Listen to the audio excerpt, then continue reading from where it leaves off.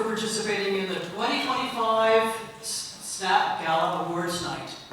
An evening celebrating the creativity of Canadian artists in our sixth biennial Salt Spring National Archives.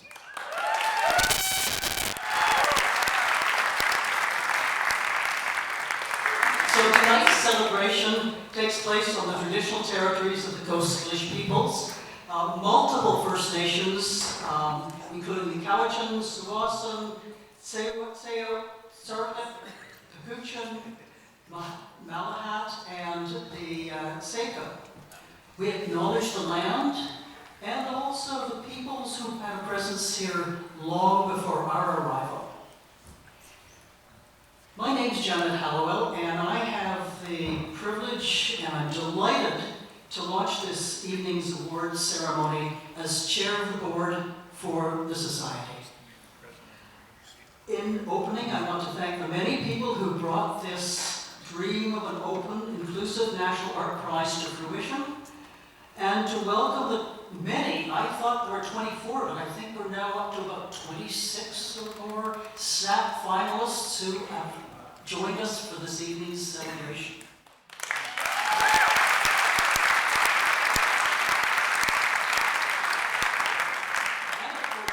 Many of the past artists in this audience as well, and other local artists. But I particularly want to recognize the passing of Joan McConnell on September the 30th. Joan was our founding patron, a fierce advocate for the arts on Salt Spring, and those of you who know Joan understand the word fierce. She was a person who could not attend an exhibition without purchasing a piece of art, and she was pivotal in launching SNAP. So, Joan, you are sorely missed, and not just because of your voracious appetite for art. But you're going to hear more about Joan later on in this evening.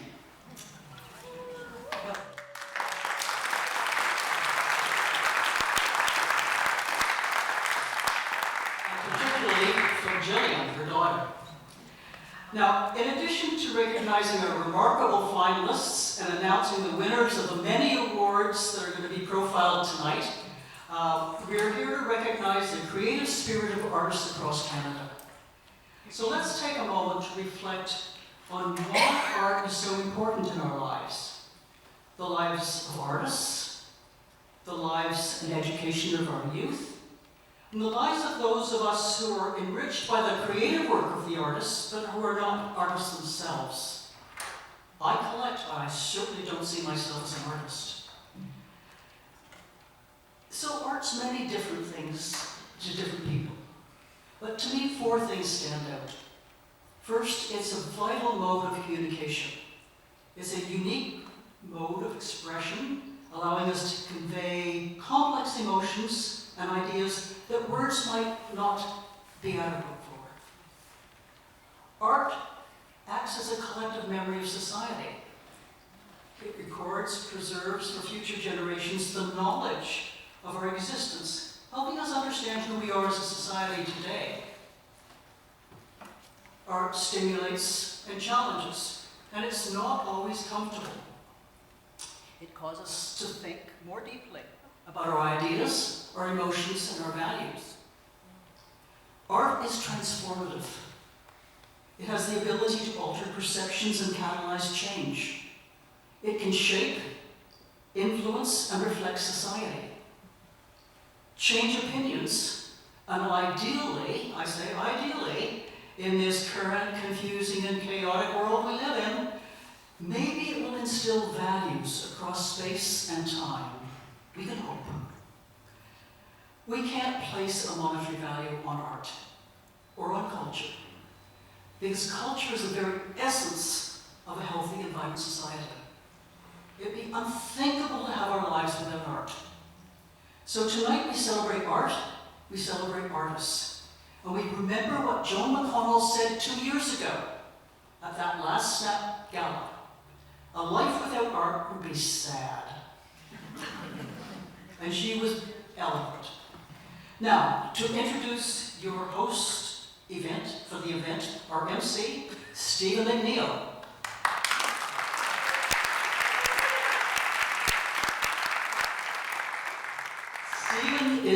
Chief Curator and Director of Exhibitions at the AGGV, Art Gallery of Greater Victoria. I've actually learned to say that finally. He is a neighbor and he is a friend of SNAP. He is a curator and art historian specialized in Canadian art.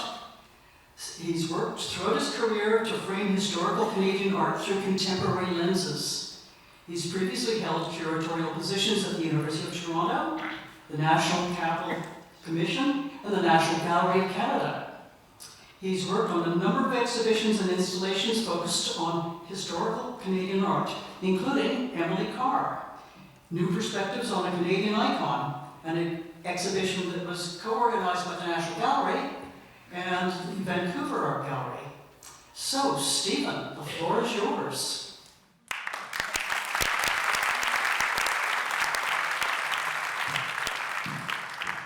Thank you, Janet, for that very warm introduction, and welcome everyone. I really am thrilled to be here to help celebrate the Salt Spring National Art Prize. It's a great honor to be here.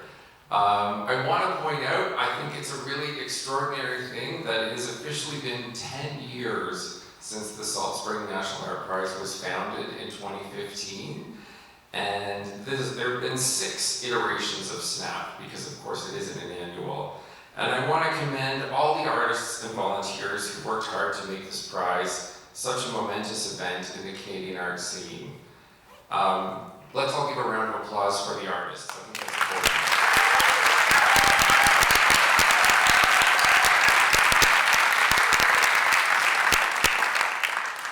So, just to give a few words about SNAP, since its founding 10 years ago, SNAP has grown in its engagement with artists from across Canada. And from the very beginning, SNAP has had 2 main objectives.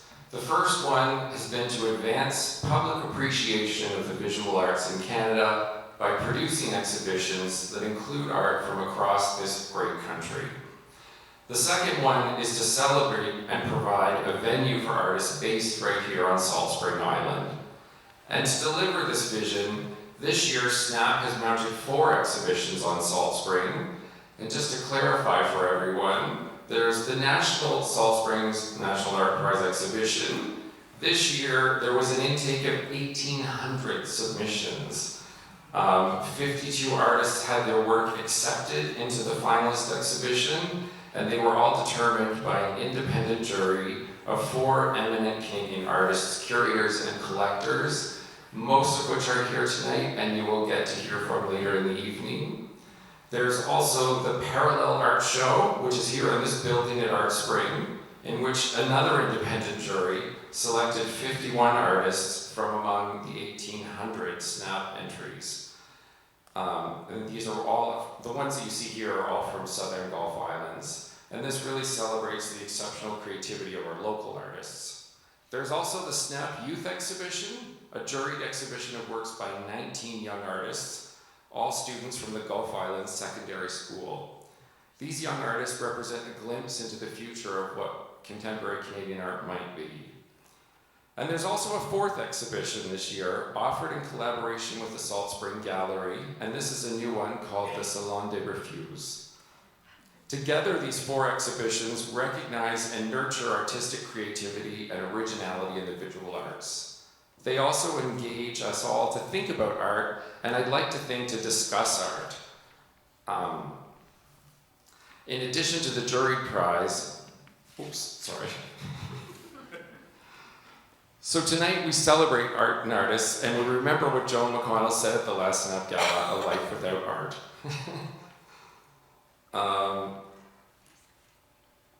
Let's see.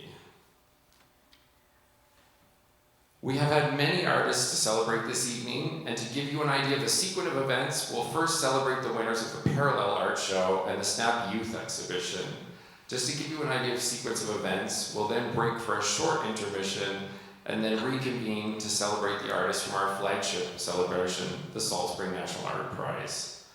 So let me begin by introducing the individuals who will be participating in the first half. And when I mention your name, please stand up to be recognized. So in addition to Janet Hallowell, President and Board Chair of the Salt Spring National Art Prize, we have SNAP Board Member Sandy Heath,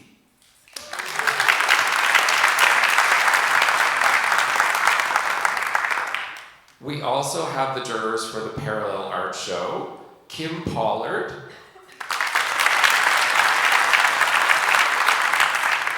Kim is an artist on Pender Island, and we also have Alexandra Montgomery.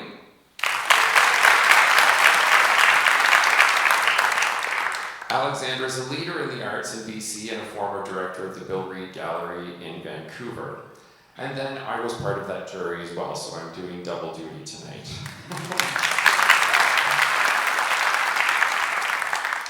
And I'd like to call out and acknowledge the Operations and Exhibitions Manager for SNAP, Zoe Zafaris Casey. It was amazing work.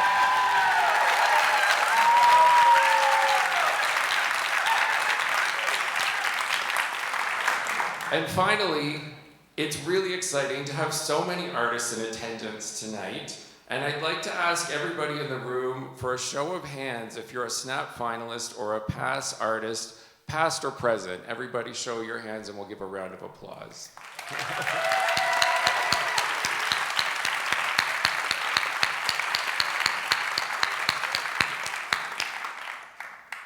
So without further ado, we'll start what everyone's been waiting for, the reveal of the awards. These have been kept a closely guarded secret, so there's lots of surprises to come tonight. Just a bit of housekeeping: when we announce your name as a winner, please do come up to the stage. There's stairs here, come up onto the stage, and then cross over the stage and you'll receive your reward here at the podium. And remember to turn out and face the audience for pictures. So we're going to start with 3 Viewers' Choice Awards for the Parallel Art Show, the show that's here in Art Spring. These winners were selected from votes gathered from the public in person, and I'd like to invite Sandy Heath, director of the SNAP board, to present these awards.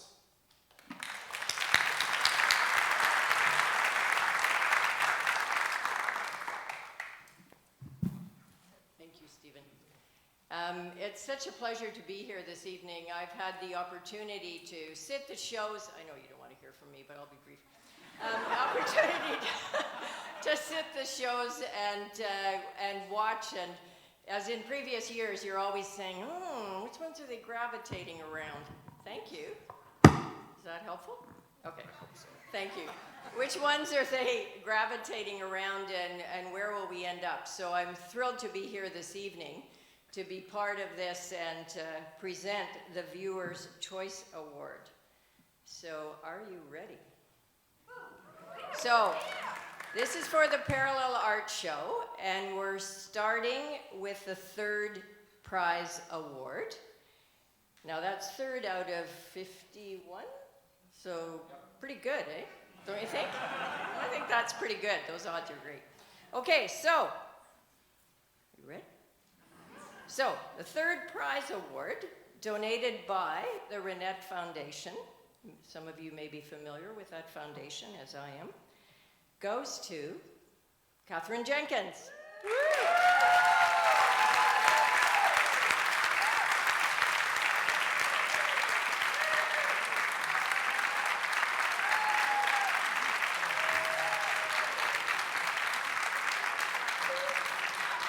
I know she's here.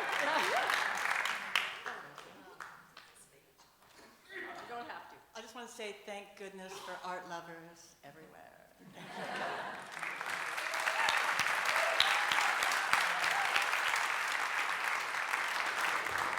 I had a wonderful conversation with Catherine this evening about her piece that she has in this particular show and some of her plans for future pieces, so I encourage you to take the opportunity. It's very exciting. Okay, so 2nd prize. So I'm very pleased to call to the stage Matt Adolph.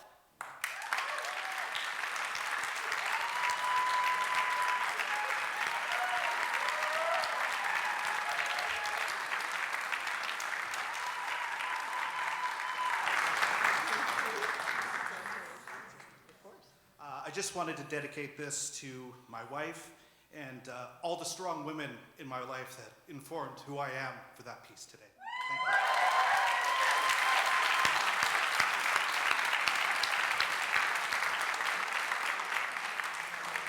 Thank you. No comment. Thank you very much. Okay, so first prize. Who's? All right, yeah, drum roll. Okay, first prize goes to Gary Kay.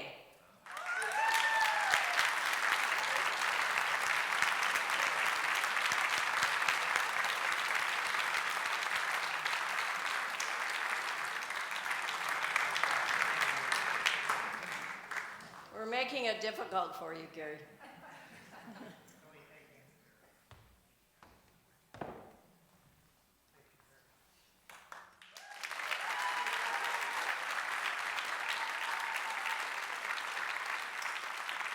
want to say anything? Thank you all very, very much. I don't know what else to say. That's perfect. Thank you.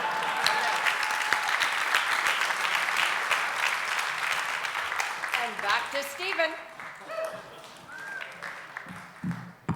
Thank you very much, Sandy. That was wonderful. Thanks for getting things rolling. And now we're going to move on to the Matt Steffich Jurors Award. And this award was selected by a jury and marks the contributions of the late Matt Steffich to the arts on Salt Spring Island.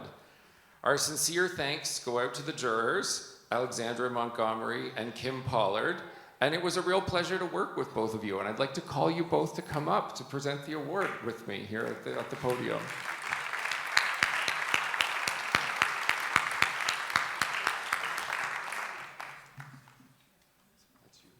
Do the honors.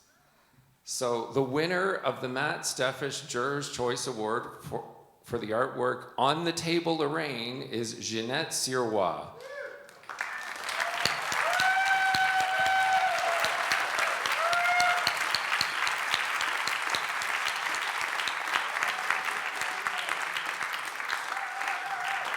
And we just want to celebrate Jeanette and her wonderful work. Unfortunately, Jeanette can't be here this evening. She sends her regrets. But I do want to say that I was part of this jury, and it was honestly, it was a real challenge for all of us to pick one work among all of them. And we walked through the gallery several times and had many good conversations about art in the process of doing it. And I really want to commend you both for being great jurors, and I always learn a lot from doing a process like that. So in addition to celebrating really Jeanette's work, I also want to thank my fellow jurors.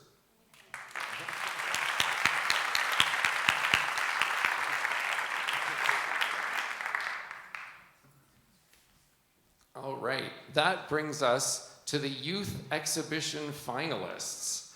And so I'd like to call to the stage Ron to come up and present the youth exhibition finalists for the SNAP exhibition.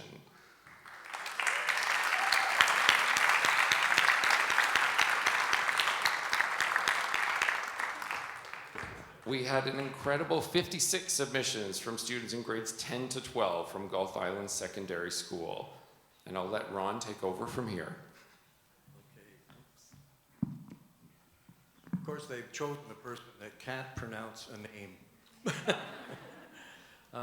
The Youth Award, when we first started doing the Viewer's Choice and the People's Choice at the shows, which was really an important part of the exhibition, we noticed, and we encouraged the youth to vote as well. We did notice that they voted quite different than the rest of us did, the adults. So under 18, we made it a separate category because I think as an artist too, it's a great thing to see that that young people up and coming admire and like your work. So I have no idea who the winner is. That's written down. Hmm?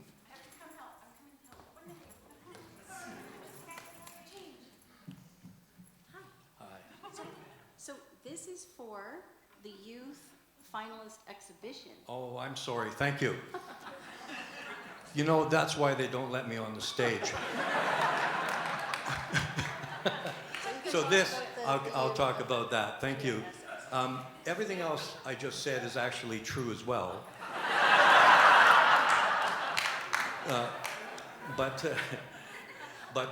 For those of you that haven't seen it, and most people I think I have, we have a wonderful exhibition from the high school of youth art at Mann Hall.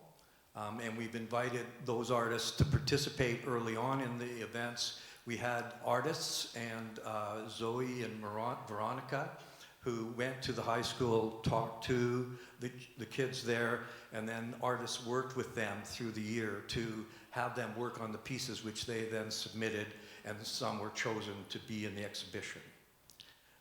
Then independently we had them voted on as well.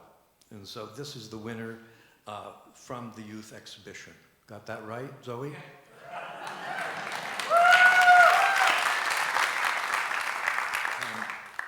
Well, I'll get the name wrong now. The winner is Emma Duganol. Dugal. Emma?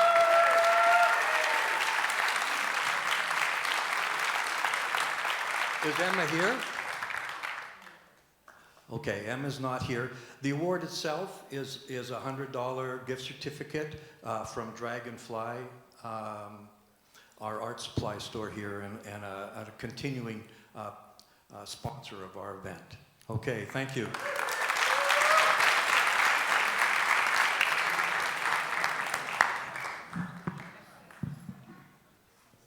Thank you very much, Ron.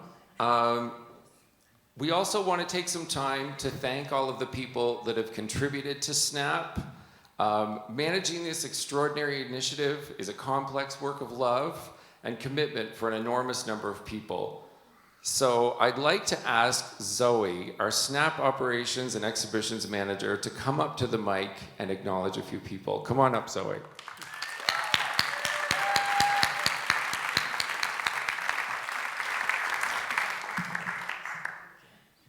Hello, again, and welcome. I will be very, very brief because we're all anxious to see what happens. But really, I want to thank first our artists. Thank you. This world is so much better with you. I also want to thank the board members of SNAP who keep this going and keep us excited about everything. I want to thank the patrons, the sponsors, the donors, the people that keep this show alive. And we have them listed behind me, lots and lots of people who are important. I'm shaking, I'm so excited. Please continue to support the prize. It keeps the dream alive. Joan's dream, the board's dream, Ron's dream as the founding director. So it's all very important. And thank you to the volunteers without whom we would really be in trouble. Many of whom are artists. Thank you to all of them. They show up, they do everything with us, and they make it a beautiful place to be.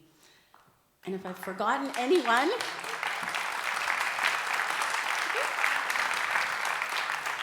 and a quick little shout out to my husband who is here in the back row somewhere, I think. Neil. He helps me, he saves us, he's constantly supportive, he's voluntold to do a lot of things. Love you, babe. Thanks, everyone.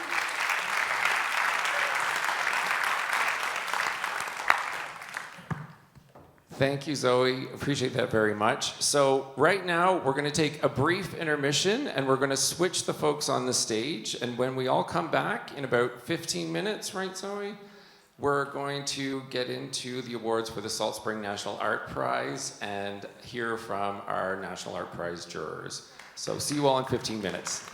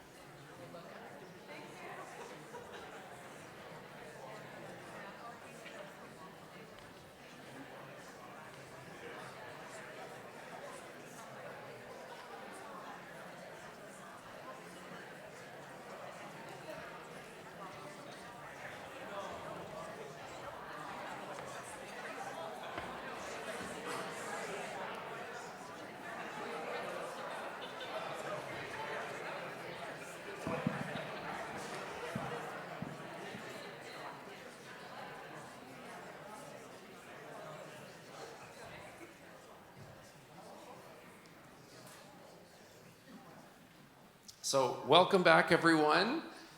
Thanks for coming back after the break.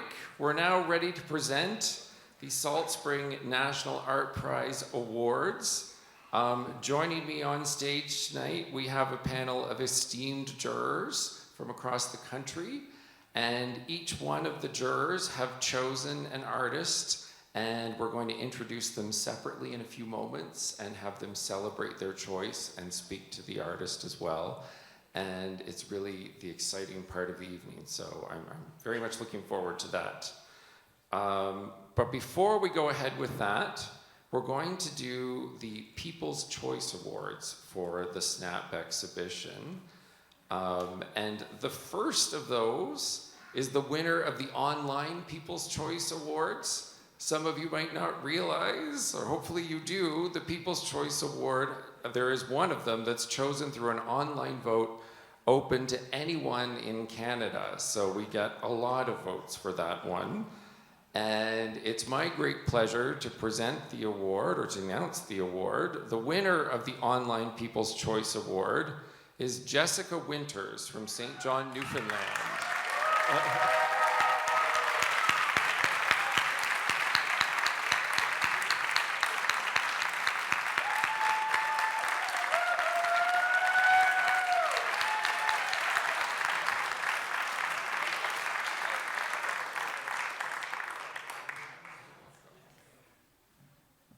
Would you like to say a few words, Jessica?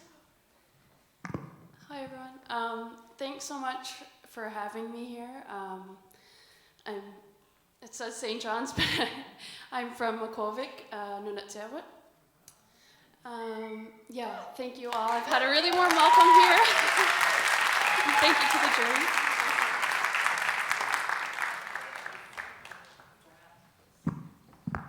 Congratulations.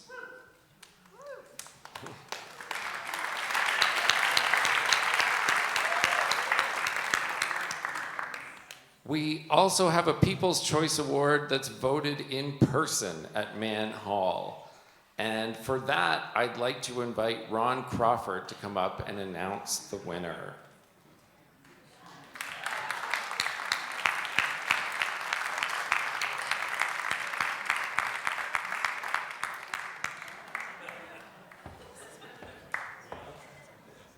This is the one. They just don't learn, you know? I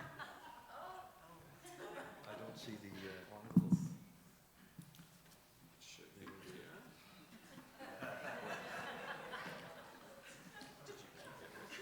Turn around, it's on the screen. Well, it's right here if you want to read. Okay, thank you. Okay, the youth vote. This is sort of like a repeat of my first. And so in case you missed it.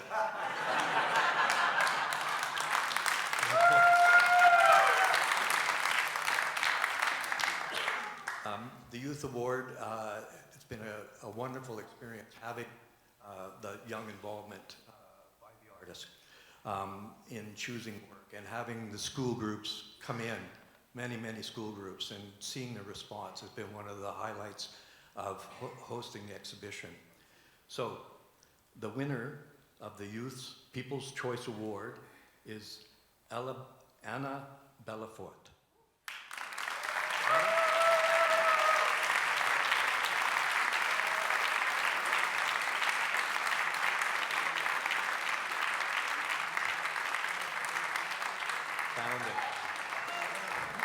This is Anna's second Salt Spring National Art Prize to be involved with, and she's visiting us all the way from the Netherlands. Congratulations, Anna.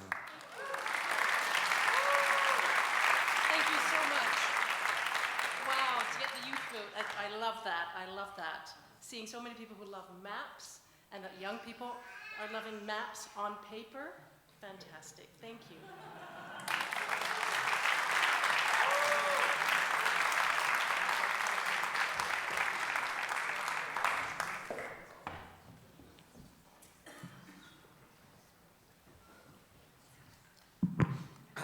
Thank you very much. So we have some more People's Choice Awards from the SNAP exhibition.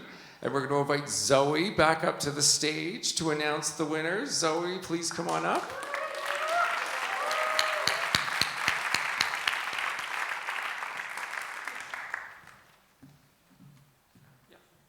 We have papers.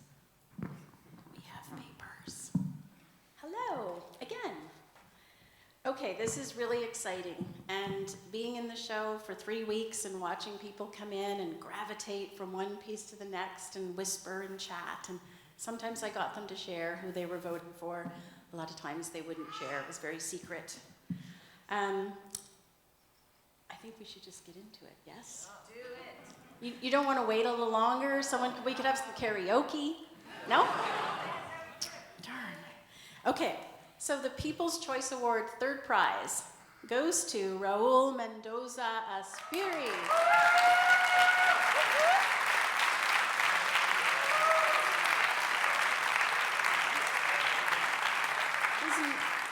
Unfortunately is not here tonight. It was definitely one that we had a lot of great conversation about. He attended our fabulous fiber art panel discussion and is charming, and I'm very excited. Okay, second prize. This is donated by Nina and John Castle. And the second prize, People's Choice Award, voted in person at the gallery, goes to Bettina Matskoon.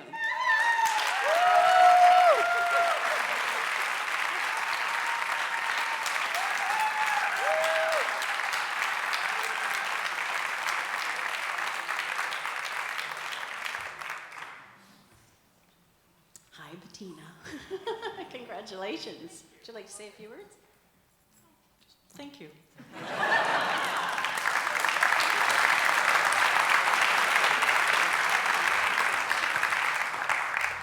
And the People's Choice Award first prize winner is Shoshana Green.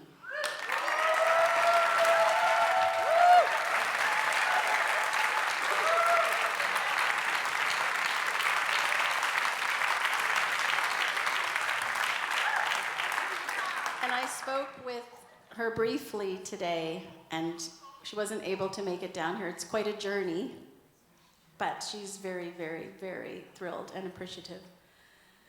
And then we will carry on. I'll hand it over to Stephen again.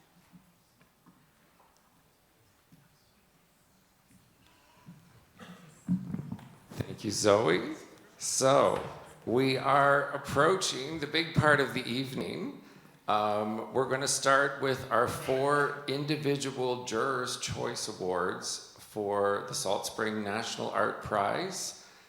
Individual awards have been selected by each one of our jury members, and we want to take a little bit of time to celebrate the process that went into making that decision and the works themselves.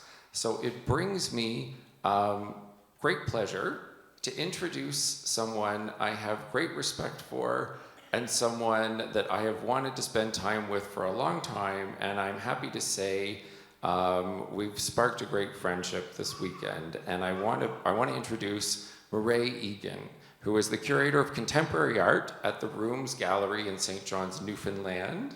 Murray was previously the curator of the Confederation Centre Art Gallery in Charlottetown, Prince Edward Island, where she was a founding member of that province's artist-run centre collective. This town is small. Murray has curated more than 100 exhibitions. She's a busy person, individually or as a co-curator, including the nationally touring retrospective Mary Pratt and Mary Pratt, This Little Painting at the National Gallery of Canada. And that was that institution's first solo exhibition of an Atlantic Canadian woman artist. Quite a milestone and a remarkable thing to think of. Murray holds the position of president of the Atlantic Provinces Art Gallery Association, and she's written for publications including Border Crossings, Sea Magazine, Canadian Art, The Globe and Mail, Visual Arts News, and Inuit Art Quarterly. And she has lectured nationally and internationally. Murray is going to be presenting the award sponsored by the Wetstein family. So I'm going to invite Murray to come up to the podium now, and please give her a round of applause. Thank you so much. It's just been wonderful. It's been a gift to be here in this beautiful place, but to have these wonderful conversations with my fellow jurors, and to meet so many of you. I've been walking around just like looking at the trees, because in Newfoundland they're so small. But I am very pleased to announce my choice for this wonderful prize, and that is, and I'll say a few words after this, Dylan Luchuk from Victoria, BC, for his book, One Brick at a Time.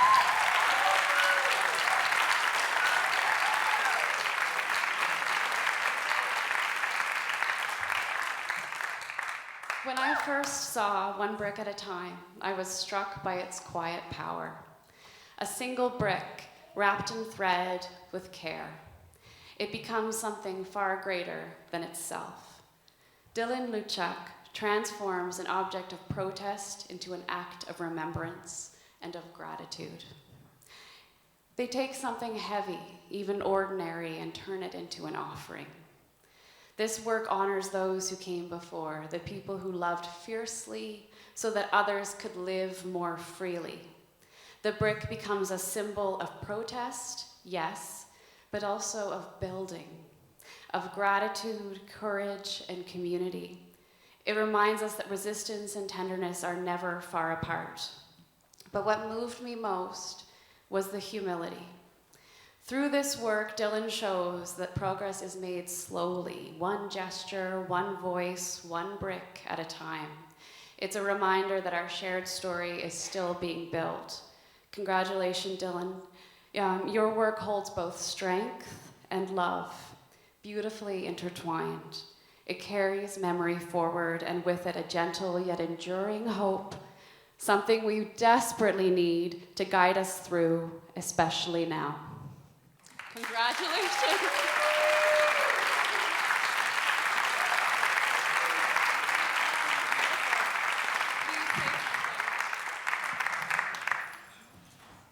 First off, thank you everyone, and just for like all the artists here, it's also inspiring to see everyone and having these conversations right now, and it's just I just feel so honored and so lucky.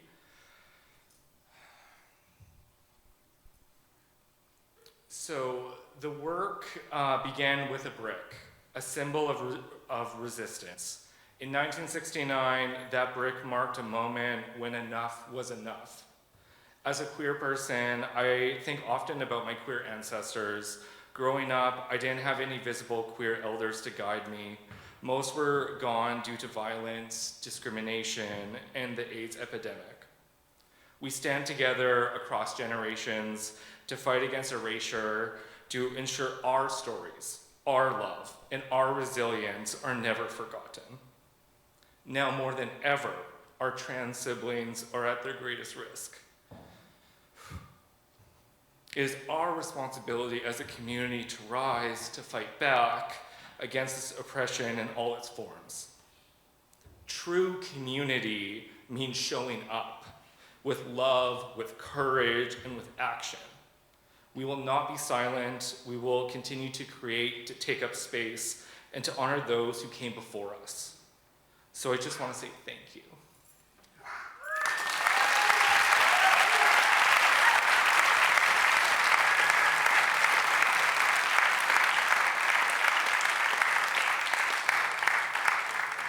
One important thing.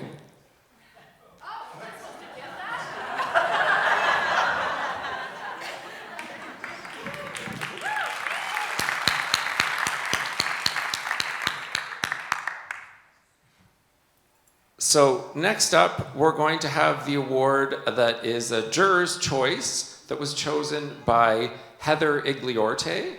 Dr. Heather Igliorte can't join us tonight, and she sends her regrets, but she was an integral part of the jury. Dr. Igliarte is an Inuk Newfoundlander and is the Canada Excellence Research Chair in Decolonial and Transformational Indigenous Art Practices at the University of Victoria, where she is a professional in the Visual Arts Department. There, Heather directs the nationwide Inuit Futures in the Arts Leadership Project. Heather has been a curator since 2005 and worked on more than 30 curatorial projects nationally and internationally, touring exhibitions, permanent collection exhibitions, festivals, and public art installations. Her curatorial work has been recognized by the Natition Foundation with the Award for Curatorial Excellence in Contemporary Art, and she has served on many advisories, councils, and juries. She is the current president of the board of the Inuit Art Foundation and was the first Indigenous person in Canada to be awarded a Royal Canadian Academy of Arts Medal for her services to Indigenous art and artists. And I have to say, Heather is such an integral part of the community in Victoria and such an extraordinary person. She's made a huge impact on our community in the time that she's been here, and I'm thrilled to have her as a presence in Victoria. The award that Heather selected is one that's sponsored and donated by the Wilding Foundation. And because Heather can't join us tonight, we're going to have Janet Hallowell from our board of directors come up and read a few words on Heather's behalf.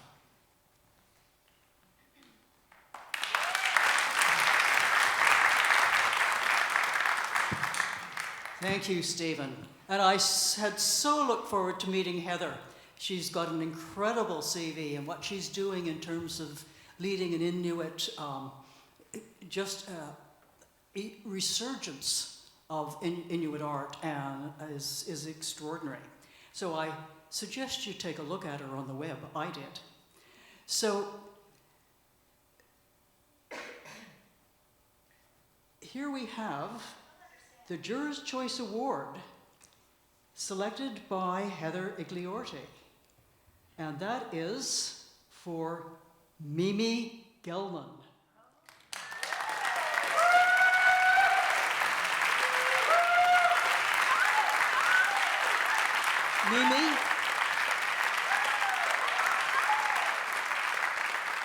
Mimi is, you may come up while I give you Heather's words, but Mimi is the artist responsible for the Travelers.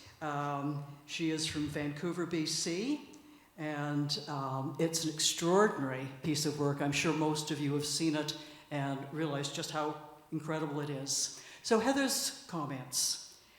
Wish I was here. Thank you for sharing my remarks this evening. I am so sorry I'm homesick instead of celebrating with all of you. I feel very fortunate to have been able to award this Jurors' Prize to Mimi Gelman for the Travelers. I selected, and the jury agreed, that this is an exquisite sculptural installation made with great conceptual rigor, merging cultural practice with material innovation.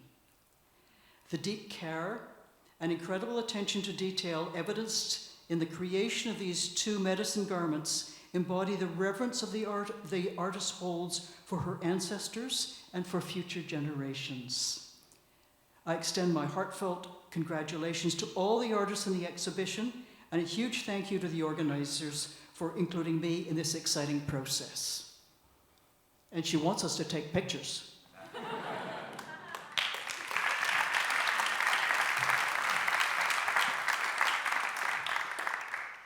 Wow.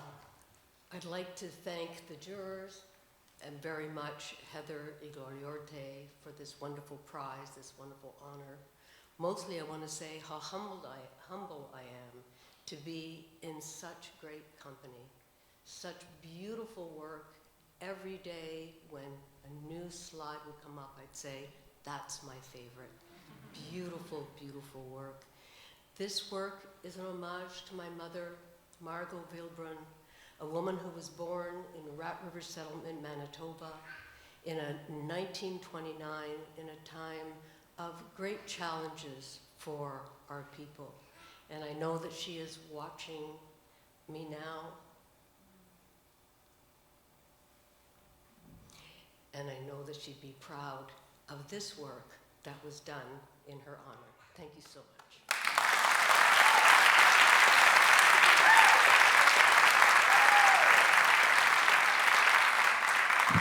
Don't forget.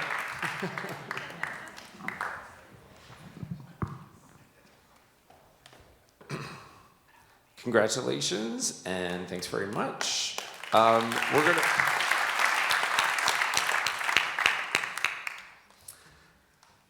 For the next award, I want to introduce someone who's well known to all of us. It's a great pleasure to have in this room Sarah Milroy with us tonight. Sarah Milroy is the Executive Director and Chief Curator of the McMichael Canadian Art Collection in Kleinburg, Ontario, which is Canada's only museum devoted exclusively to Canadian and Indigenous art. Previously, she has served as an editor at Canadian Art Magazine and as the lead art critic for the Globe and Mail. Her major touring exhibitions include From the Forest to the Sea, Emily Carr in British Columbia, David Mill Modern Painting, Early Days Indigenous Art at the McMichael, and Uninvited Canadian Women Artists in the Modern Movement. And in 2020, Sarah Milroy was made an member of the Order of Canada. So I'd like to invite Sarah to come to the podium and present her Juror's Choice Award, which is sponsored by the Family Foundation of Jack and Peggy Sloan.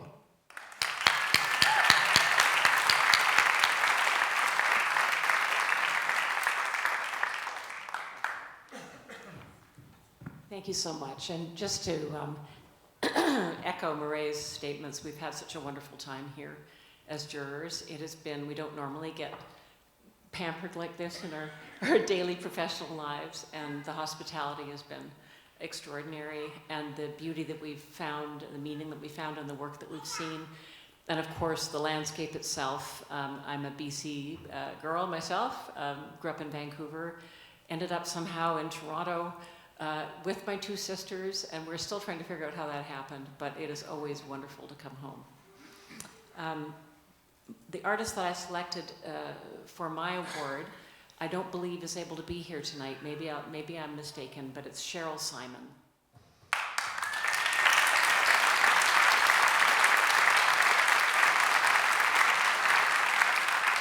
Cheryl's from Dartmouth, Nova Scotia, so a maritimer. And you know, I don't know if any of you took a fancy to this little jellyfish the way that I did, but it brings together two Mi'kmaq techniques, a black ash splint basketry, which is a very precise and challenging craft, and porcupine quill work. Cheryl's mother was a quiller, and I think it came down through her family, and she's actually been instrumental in reviving this skill in her community. It was originally, of course, a traditional way of both carrying cultural knowledge in basket making and cultural belongings for the Mi'kmaq people. It then became a skill that was deployed for trade goods sold to settler folks, making boxes and chair backs and so on. And then finally, through the work of people like Cheryl, it has been unleashed to once again become a form of artistic cultural expression that is simply in its own sake, for its own cultural meaning, is not tethered to any purpose in particular, except to make us think deeply.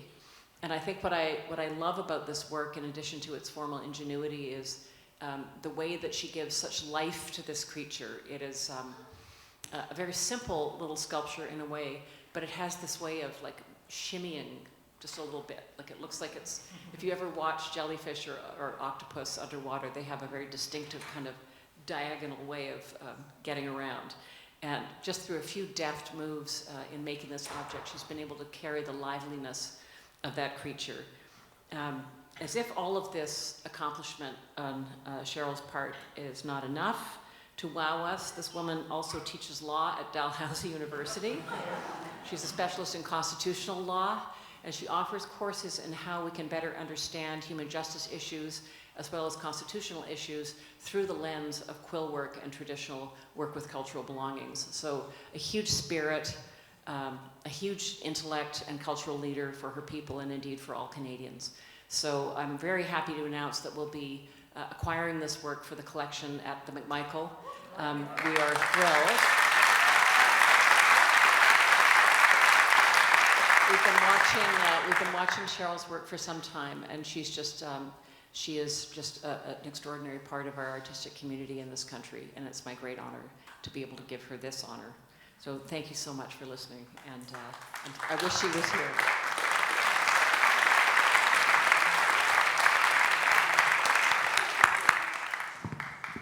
Thank you, Sarah. So we have one more Juror's Choice Award to present, and I'm very pleased to introduce our juror, Dr. Kenneth Montague. Kenneth is a Toronto-based dentist, art collector, and the founding director of Wedge Curatorial Projects, a nonprofit organization. Since 1997, Montague has been promoting both emerging established artists by exhibitions and workshops. His focus is African, Canadian, and diasporic art, which he also showcases in his widely owned Wedge collection, or his privately owned Wedge collection, excuse me. Montague has served on the African Art Acquisition Committee at Tate Modern, as well as the Photography Curatorial Committee at the AGO. He is currently an AGO trustee and an advisor to the Department of Arts in Global Africa and the Diaspora. He is also a trustee of the Aperture Foundation and a recent member of the jury for the Scotiabank Photography Award, Canada's largest photography prize. Montague is a frequent panelist at international art symposiums and has been invited to lecture on contemporary art at the National Gallery of Canada, the National Gallery, the other one, in Washington, D.C., and the Studio Museum in Harlem, among many other institutions. His curatorial projects include Becoming Photographs from the Wedge Collection and Position as Desired, Exploring African Canadian Identity. In 2021, the Aperture Foundation published the award-winning title, As We Rise, Photography from the Black Atlantic, a celebration of works from his own Wedge collection, an associated exhibition that is currently touring North America, and many of you probably saw at the Polygon. For his efforts in supporting the arts and his mentoring of emerging creatives, Kenneth has received an honorary doctorate from OCAD University, and it was very well deserved. It's my great pleasure to invite to the podium Kenneth Montague.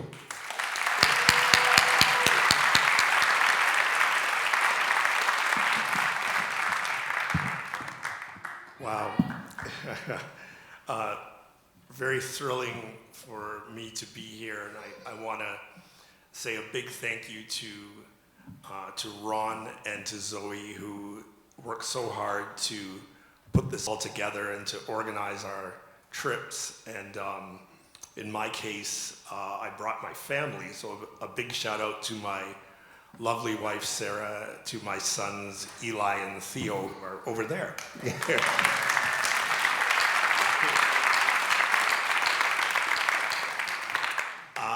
I want to say, on behalf of my family, thank you to all of you. The Salt Spring Island community is really special. I think you all know that, but I need to let you know from the eyes of through the eyes of an outsider. Coming here, you know, my kids were like, "There's no McDonald's or even Tim Hortons, Dad." You know? Is a really special place, and you're keeping it that way and keeping the flame alive. And I want to say I'm blown over by the hospitality and the sense of community here, so thank you.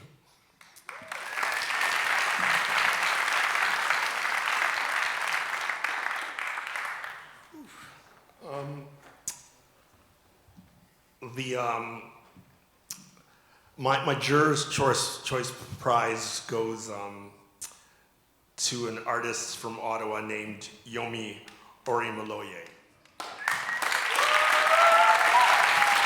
Oh, Yomi's here.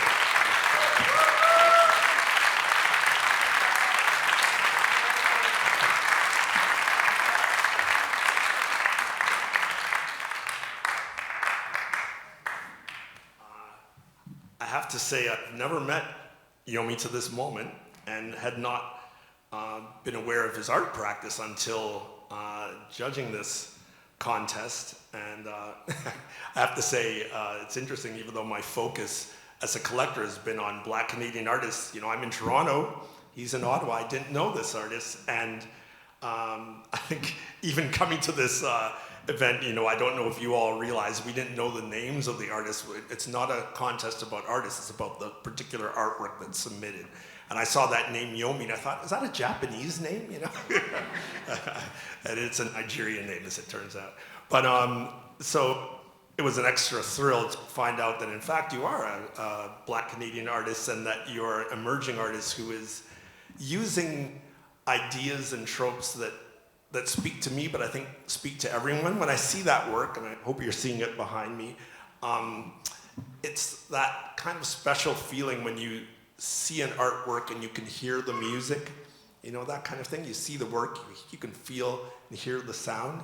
I felt music in the very distinct lines and geometry. I felt a real sense of a kind of a new way of composing an image. I was really blown away by Yomi's use of color, and also a certain restraint in the use of the color.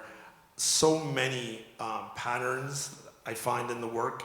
It's a very complicated and yet simply presented work, and that's a very difficult trick as an artist, as you all know, to make deep and thoughtful work that can be presented in such a concise way. And I want to actually read the statement around the work, and I think you'll understand why it really felt special for me. Yomi says, in the painting's called You Have Your Mother's Eyes. He says, you have your mother's eyes is something I've heard my whole life. Frankly, I do. But perhaps it transcends mere looks. Over time, I've come to see the world through her eyes too. This painting leans into that resemblance, not just in appearance, but in the things passed down, strengths, fears, beliefs. It explores inheritance beyond the physical, the things we pick up just by watching the people who raise us. So I got almost teary when I read that, seeing the piece in person, coming here for the first time. It was very endearing, thinking about that bond between mother and son. And I was very moved. It's interesting, all of us as curators, and particularly as a collector, are so drawn to work for the visual beauty, for the aesthetic pleasure.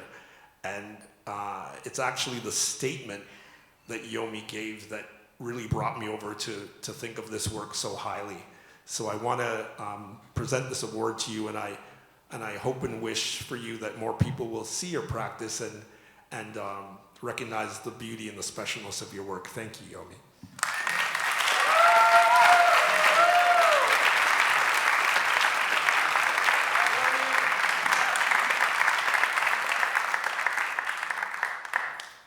So Yomi is actually a Japanese word as well.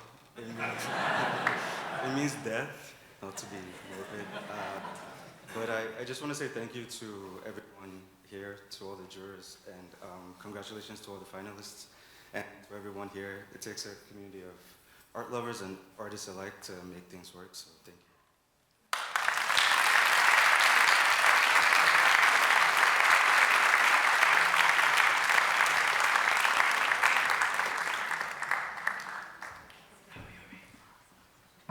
Congratulations, Yomi. That brings us to the very exciting part of the evening, or it's been exciting all along, but we're getting to close to the end is what I meant to say there. Let's see.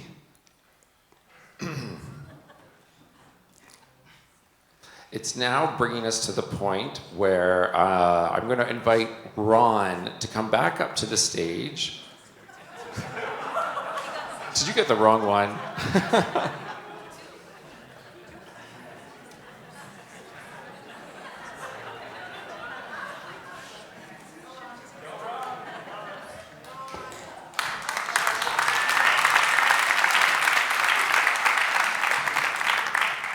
Ron is going to introduce someone very special to Salt Spring, and I'm going to pass the mic over to Ron to speak about the intigus of the John McConnell Award and the importance of John McConnell to this night.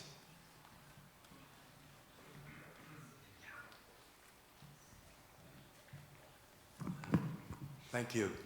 I wish some of us here, or a lot of us here on the island, know or knew Joan, and I wish very much that she was here to speak on her own behalf, because she was such a good speaker, and she always really inspired everybody. I know in the last show, and 2 years ago, when we were here up on the stage, you know, there was some debate, because Joan was 99 years old this year, soon to be 100. So there was some debate as to whether or not we should have Joan speak, or just maybe wave or something, you know. And well, you know, and it was going to maybe be my job to introduce Joan. And I said, okay, I'll introduce Joan, but do you think I'm going to be able to stop her from speaking? So she came up and she said a few inspiring words, as she always did. So on a personal level, I so much miss having her here. Right from the beginning, she was instrumental in making this all happen completely. Not just financially, which she and Janet have done, but emotionally, and those crazy first meetings. I mean, this show, this exhibition was put together by a crazy group of about 20 artists, and Joan. and you know, some of those people are here this evening. And there were pretty crazy meetings, and like herding cats. But what came out of it, I think, is an exhibition made by artists for artists. And I think that resonates here, and I hope it continues to resonate. And I hope even without Joan now, we'll continue to have the support that we need to make this happen, because it's so amazingly wonderful to invite 50 strangers, strangers as artists, to come here and to enjoy them, and to have conversations with them, and to see their work. And I hope the artists that are in the exhibition, the finalist exhibition and the Parallel Art Show exhibition, really appreciate just how seriously people look at them and consider the works, and how important it is. You know, let's think about art. Art is a gift. I would always hear that, you know, you're gifted if you're an artist, or you got the eye. I used to get that. Did you ever get that? Oh, you got the eye. You know, it's like. But, you know, and artists do art, I think, for a lot of different reasons. And, you know, I mean, all the work is for sale. It's always wonderful to get paid for your efforts. That's one of the reasons. But artists don't do the kind of work that we see in these two exhibitions for money. They do it for a lot of reasons. They do it to present their identity, to present their message and their own personal gift. And they give it, I think, as a gift. And that is my own personal interpretation of art by artists. I think it is given as a gift, and I thank all of the artists very much for that gift.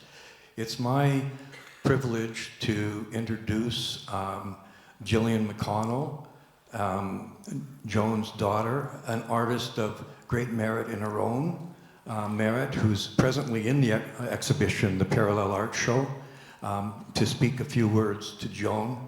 And I thank you all very much, and give you my friend, the artist, Gillian McConnell.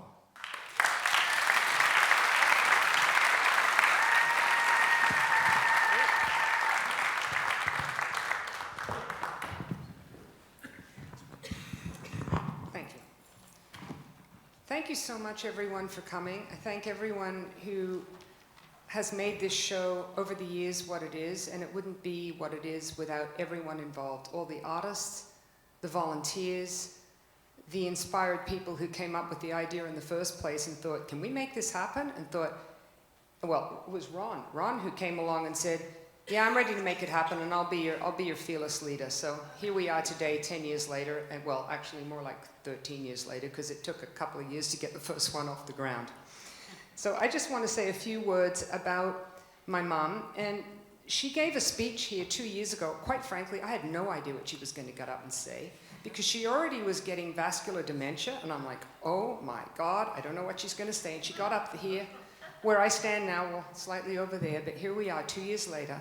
And she made the most beautiful speech, heartfelt speech about how much art matters.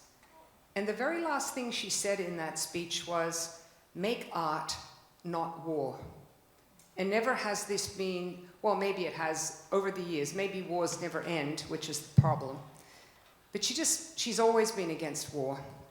And I just wanted to speak a bit about how life experience brought my mum to become the person that she was, who would want to be one of the people who got this whole thing off the ground. And my father used to make a statement, I just loved it. He said, you know, your opportunities in life, maybe your potential in life, partly is formed by when you were born, where you were born, and to whom you were born. And my mother had the fortune to be born to a really lovely couple. She was born back in 1926 in Orange, New South Wales, Australia, which was a country town. Her father was a merchant. He ran a department store. And they had such wonderful ethics, her parents did. They believed in the arts. My mother grew up in a house that actually had original art in it. Music, they had a beautiful piano, which one of my cousins has, that still has the candelabra holders in it because it was made before there was any electricity. And she grew up in a house that had all of these things in it, lots of books. And it just sparked her imagination. But she was also born in the aftermath of World War I. And she told me that she could remember when she was a very young child, she would get taken to the Anzac Day Parade. That's the Australian and New Zealand Army Corps. And the Australians and New Zealanders fought in the Gallipoli campaign in Turkey, which was horrendous. And they'd go to the Anzac Day Parade and she'd watch all these broken soldiers, but heroes marching or attempting to march. And she realized at a really young age that war is not glorious, it's inglorious. And the damage it does to so many innocent people, including the soldiers, who are pawns for someone else's gain. And she got a sense of that there's something really wrong with this, and it's something, she got a sense of social justice at a very young age. And then, when she was 3 years old, the stock market crashed. And her father, because he was an amazing man, did not lose his business, nor did he ever have to lay off one of his staff all through the Depression. He managed to keep his business going because he believed in looking after people. And during that time, of course, there were a lot of people who were unemployed. And unemployed, destitute men would come to the door and ask if they could have a meal in exchange for doing some chores. And my grandmother and her two maiden aunts, my two maiden aunts, great aunts who lived with the family, never turned any one of them away. They would just to preserve their dignity. They would have given them a meal anyway, but to preserve their dignity, they would give them some chores to do, and then give them a nice hot meal, and they'd sit on the back step to eat it. And my mother, being about, I don't know, 3 or 4 or 5, was curious about everyone and everything, and she'd trot up and sit down beside them and start to chat to them, and her mother would come out and say, "Joan, leave the poor man alone, he's trying to eat his dinner." So she was most upset because she never got to have a chat to these gentlemen. And then at the time that she became an adolescent, that was the time that Australia entered World War II. So no sooner she's out of her childhood and we're back into a war. And she told me how she could remember, all the rationing. My mum actually told me when she was living in Sydney as a young woman, and in those days everyone smoked. But you couldn't get cigarettes easily because they were rationed. So my mum used to go around, they used to have public ashtrays on the street back in those days. And she'd go around to the ashtrays, and when no one was looking, she'd pick up all the cigarette butts, because there were no filtered tip cigarettes, right? There was tobacco left in the end. She'd pick them all up and go home, and she'd take all the tobacco out and roll cigarettes. And I said, "Did you have, cigarette papers?" And she said, "No, I had to use airmail paper." And I said, "Oh, shit, Mum, how did that taste?" And she said, "Oh, they were god-awful, but at least it was a smoke." She also remembers, though, during the war, she'd go back to Orange. She was living in Sydney by the time she was 17 or 18. But at home, she'd be helping her father, who was a warden during the war, building an air raid shelter in the backyard, because they were under threat of Japanese attacks during the war. And in fact, Sydney was under a brownout for several years because the Japanese did actually, they bombed Darwin in early 1942, and later that year, Japanese submarines came into Sydney Harbour. And so she said, you know, the threat of like what's going to happen to us was very real, and it was there every day.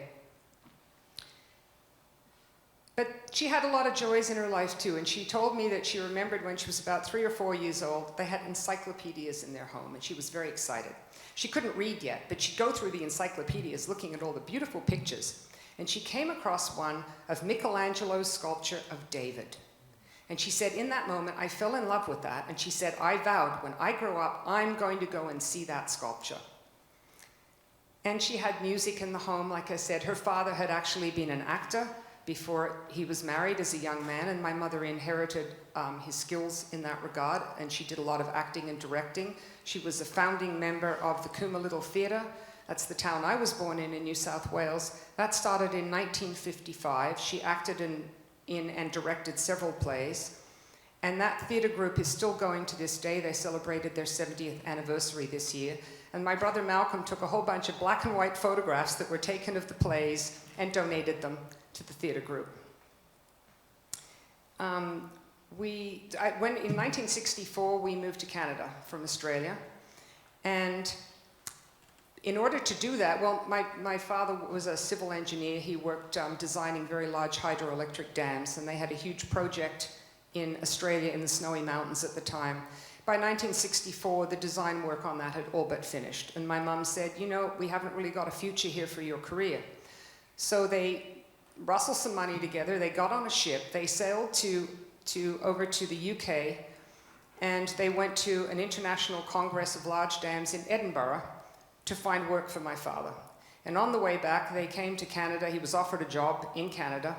So in 1964, they came back, they bundled us all up, and off we came on a ship to Vancouver, got in the train. It was so exciting because it was just before, it was in December, and we'd never seen a white Christmas. So we get on the train. I remember the next morning on the train, I woke up and I looked out the window and I said, Mummy, Mummy, Mummy, look at all the Christmas trees. Because there were these big fir trees outside and they were all covered in snow, and I thought that was really exciting. And so we moved to Niagara Falls, and then we lived in St. Catharines, and then my dad got transferred to Vancouver, and we almost stayed here, but we were in North Vancouver and all it did was rain. I don't know if any of you have ever lived in North Vancouver, but my goodness, does it ever rain. And then my dad got transferred to Montreal, and my mum was in seventh heaven because this is 1967, Expo was about to start. Montreal was the only city in this country at that time that had really good food, really good wine, fantastic theatre. It just had everything, wonderful culture, and she loved doing French cooking, so she could get every ingredient you could ever want. And we had the patisserie and the boulangerie and the charcuterie, and she was very, very happy. And then in Montreal, she joined an organization back in the early 70s called the Thomas More Institute, which used the Socratic method of teaching, which really brings out people to think about things and ask. Their motto was, ask not what is the answer, but ask what is the question. And through that organization, they used to do fundraising every year, and their major fundraiser was an art show. My mom used to go and volunteer at these art shows, and she'd be sitting the show. And that's when she started to really look at the artwork and think, well, I could afford that. I'd be helping an artist, and I'm going to help this institute. I'm going to start buying art. And that's when she seriously started her art collecting. And then after that, she got so excited about going back to learning again because she'd had to end her degree back in Sydney during the 40s. She did go to university then, but she had an altercation with a horse that was going to go over a fence with her on the back. And she had to make a decision. Do I go over the fence with the horse and not know what the hell is going to happen then, or do I just slide off the back of the horse? So she decided to slide off the back of the horse, which resulted in breaking her back. And she was in a plaster cast. This is, I know she was about 20, from up here, all the way down to the pubic bone for about 9 months. She said, God, it got itchy in there. So she finally went back to university in the 70s in Montreal to Concordia, got credit for all the studies she'd done in Sydney, and she completed a degree in political science. Because another thing that was instilled in her by her parents was a belief in human rights and social justice. And so she did her degree and she specialized in international development. She very, very much cared about how there are certain countries in this world where the people in those countries get exploited for the benefit of very wealthy people on the other side of the planet who don't care about any of those people, who bust their guts in mines and are treated very unfairly, have their land taken away from them, are abused, tortured, all of these things. And so those things, I think, came together, those important things about social justice and caring for your fellow human being, along with her love for the arts, was just really important to her. And that's why she was inspired to just she always wants to help artists, because that's a way of supporting people. As artists, as you all know, it's really hard to make a living as an artist unless you've got some part-time job on the side or a side hustle of some kind. And she always wanted to support those people who really need that kind of help. And that's what got her to get involved in this. The little secret to how it all happened was my parents were part of an organization called the Sydney University Graduates Union of North America, and they used to go to conferences every year. My father passed away in 2000, but in 2007, that conference was at Queen's University in Kingston, which is my alma mater. I did my BFA there, graduated in 1980, and my eldest brother David did his engineering degree at Queen's. And so it was at Queen's that year. I said, oh, great, Mum, I'll come along, this will be fun. So off we went to Queen's, and that's when we met Julian and Karen Brown, who were the founders of the Kingston Prize for Portraiture. And my mum had never met them before. Julian was a chemistry professor at Queen's at the time. He sadly left us, passed in 2022. And he started that prize based on the Archibald Prize in Australia, which is the oldest one. It's for portraiture, and it was started in 1921, and it still is going to this day. And he said, there's just not enough art prizes in this country, and certainly not enough where anyone can apply. And that was my mother's thing. It's like, if we're caring about everything equity for people, anyone should be able to apply for these prizes. It shouldn't all just be ones where you get nominated in. So she said to Julian, oh, I wish we had a prize like this out west, like on Salt Spring. So he threw that down the gauntlet and he said to my mother, well, Joan, why don't you start one? In good Aussie fashion. So she said, my mother was never one to turn down a challenge. Oh no, you throw down the gauntlet? She says, oh yeah, I'll show you. I can do this. So she came back to Salt Spring. We came back and we chatted to a few other artists who were all on the same page, and we're like, great, we've got some impetus here. Then we talked to a few other artists and they were like, what?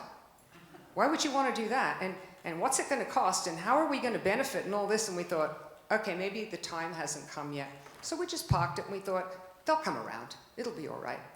And 2 or 3 years later, Ron Crawford phones Mum up and says, Joan, are you still interested in that idea for an art prize? And she says, what, is the Pope Catholic? Of course I am.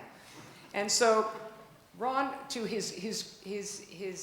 his great wisdom and courage, he had a lot of courage, he stepped up and said, great, I'm going to lead this steering committee into this wonderful prize, and here we are in a 6th iteration, 10 years later, still going strong. So please, everyone, and tell everyone you know, especially people who like are in corporations that have lots of money, keep supporting this prize, and others like it. Thank you so much.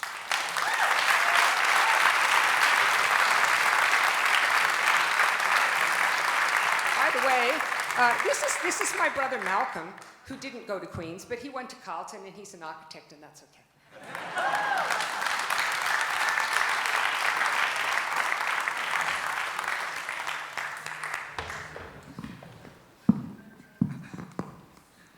Thank you, Jillian. That was really moving and wonderful to hear all about your late mother, Joan McConnell, and I really appreciate hearing that tribute. It's such a big part of the SNAP residency, so thank you on behalf of everyone. Let's give her a round of applause.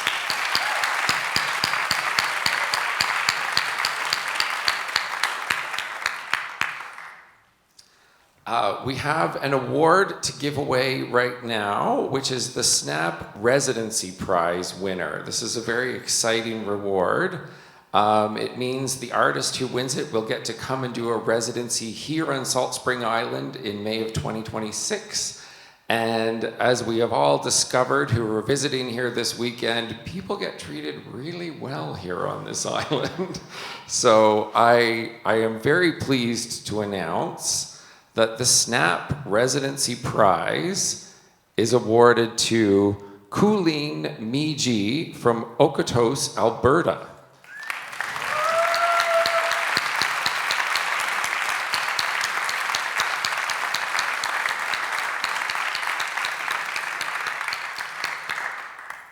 Colleen, are you with us tonight? It seems not. She is going to be the very lucky recipient of a residency here on this island in May 2026, so keep your eyes out for her, and I must say that is a highly coveted prize. I'd like to invite our esteemed president, Janet Hallowell, to come to the podium. This is the moment we've all been waiting for, to announce the winner for the Salt Spring Prize, the Joan McConnell Award. And this is the one that's been chosen by all of our jurors here on the stage, as well as Heather, who can't be with us. So we'll have the award announced, and then we can have a quiet moment to speak with each of the jurors about their selection process. Thank you. Thank you, Stephen. This is a wonderful opportunity for me to be on the stage to announce the winner of the Salt Spring Prize, the Joan McConnell Award. And this year, the winner is, drum roll please, Anna Gustafson from Salt Spring Island.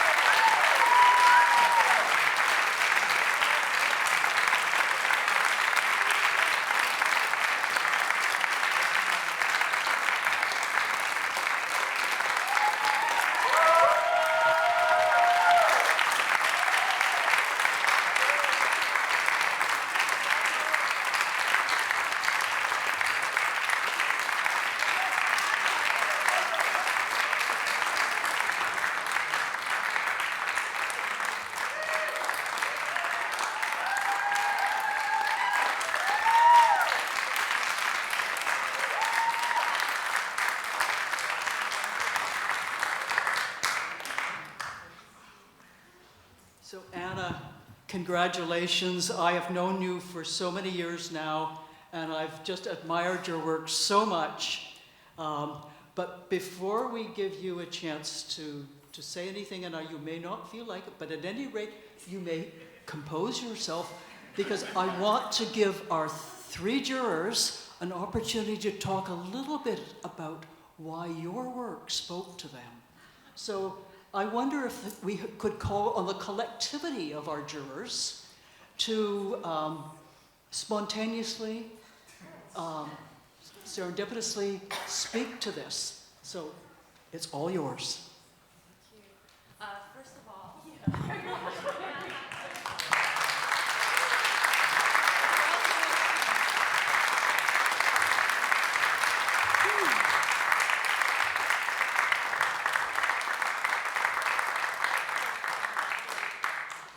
there are some works that you need to feel your way through. And that's Anna's work. It is deeply cerebral, deeply intelligent, and deeply felt. And that is really all I wanted to say about it. I mean, it's thinking about what Janet said earlier, art is a form of language. And your work explores, embodies a way of thinking about language, a way of storytelling, a way of identity that is a deeply intelligent use of materials. This work was a knockout for us, and we're so happy to be able to give you this prize.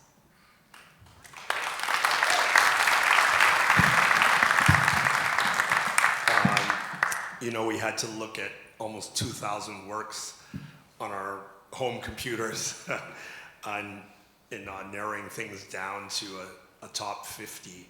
And it was very difficult, but there were certain works that stood out, and then there was this work that there was consensus among the jurors. It was in our top 5, all of us. of almost 2,000 works. There's a clarity about this work. Again, we're not knowing anything about the artist or anything about just an image of a work and a statement. And I think that there's a certain rigor that you can feel in this work. Again, so simply presented, but the intention was there. It's like a really kind of like a new and very personal visual language. And again, we were all so moved by the work and how it stood out for its utter brilliance. So we're really happy to give this award to someone who was super deserving. It was fantastic to then find out that this was the first Salt Spring Island artist to win the Salt Spring National Award.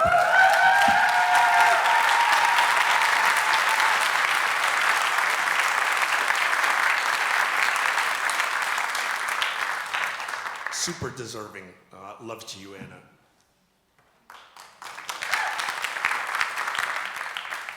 Beautiful words from my fellow jurors, but just to add that, you know, we talked about cerebral qualities in the work before, but it's also so sensuous. Everything about the way this object is made has been considered.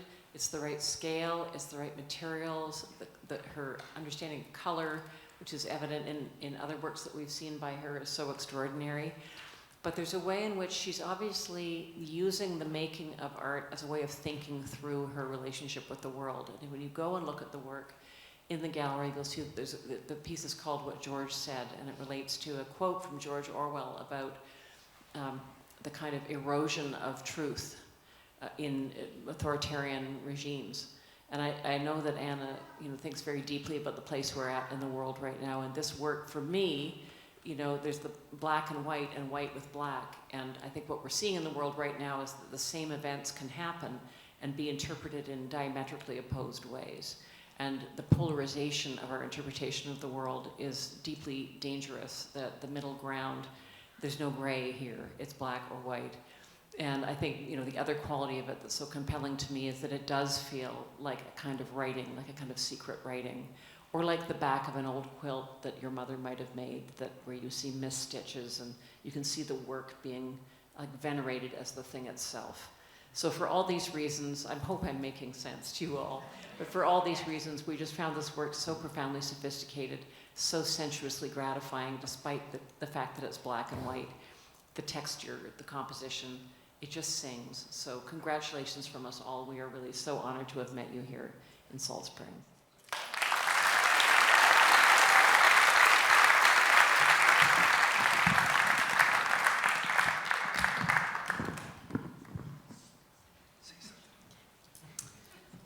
So this is not the way I am used to communicating, that is. But I have to say a few words of gratitude, first of all, of course, to the jurors for seeing the work. Thank you. And also to the McConnell family, to Joan and to Ron and to Janet Halliwell and everyone, and Zoe, everyone who has been instrumental to make SNAP possible right from the beginning. We live beyond the periphery of the art world. We are so blessed to live here. This land, this island, the ocean, and the community is what makes it possible for us to do this work. But it's so difficult to get the work onto the mainland and into the art world. And SNAP is a vehicle for us to embrace. It's a two-way street. Thank you to all the artists who have entered and are part of the show. And we are so honored that you have come to our home to share your stories with us. Thank you.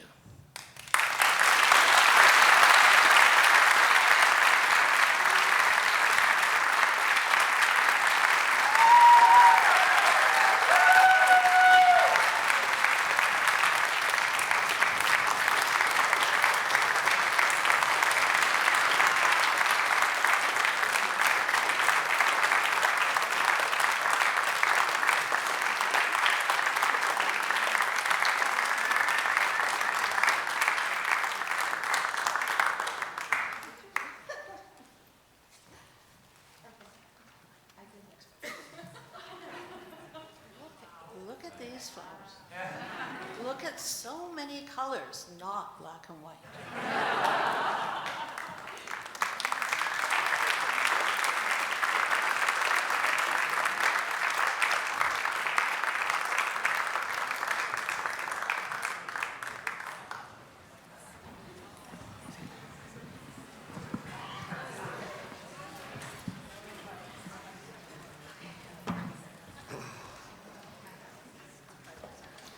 Congratulations, Anna. That was very moving and so well deserved. It was really a magical moment for all of us here tonight. One more round of applause for Anna.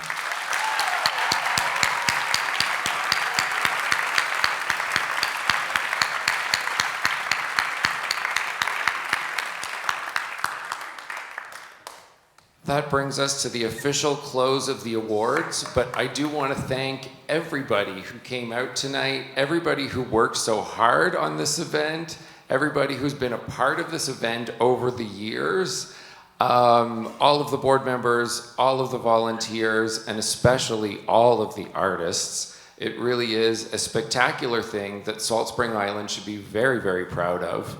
And I think we should give a big round of applause to the artists and to everyone involved.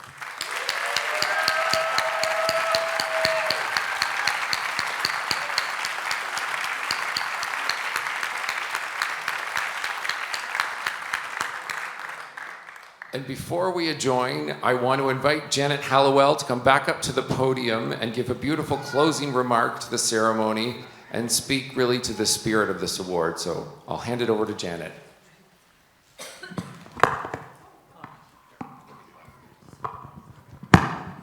We don't want to break the technology, do we? Not at the end of the evening. Well, friends, colleagues, artists, it's been a super evening, and I'm just so excited by what I'm hearing and what I'm seeing. Thank you, Stephen, SNAP, past jurors, all of you who've joined us tonight. My congratulations again to all of our awardees. This ceremony is a fitting tribute to Joan McConnell. Her passion for art and her vision for Salt Spring becoming the anchor community for a national art prize. SNAP is now truly a great cultural accomplishment that's got both national reach and local impact.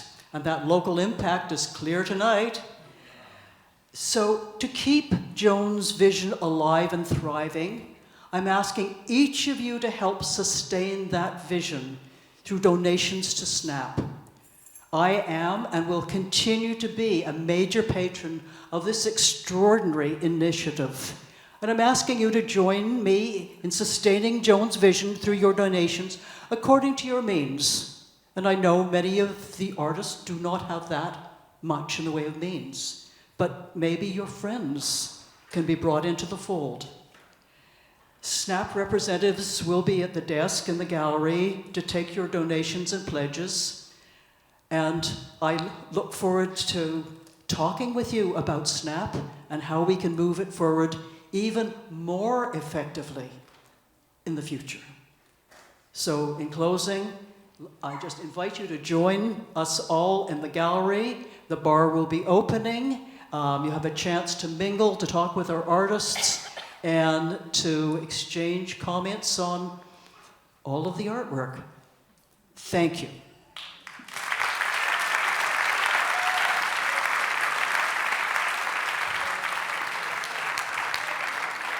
That's a wrap.